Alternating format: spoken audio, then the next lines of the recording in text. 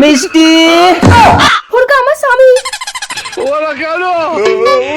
কি ব্যাপার স্বামী কাছ থেকে চলে এলে কেন? পায়ে চোট লেগে পা ভেঙে গেছে মিষ্টি। কোন পা ভেঙেছে তোমার? ও আচ্ছা, যাও কাজে যাও। যাচ্ছি। অনেকদিন আমাকে ভালোবাসো না, চলো না একটু খেলা করি। ও এই জন্য তুমি পা ভাঙার বাহানা করে বাড়ি আসছো? ওসব আমার আর ভালো লাগে না, যাও কাজে যাও। শালা বউ কেন আজকাল আমাকে পাত্তাই দেয় না।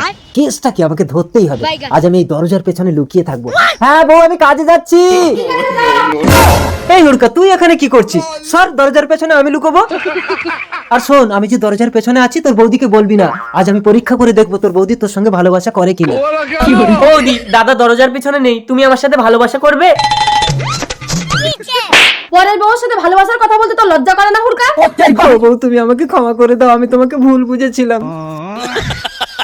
ভালোবাসা মানে বিশ্বাস, তুমি আমাকে বিশ্বাস করো না, তাই আমি তোমার ঘর করবো না। চলো হুড়কা।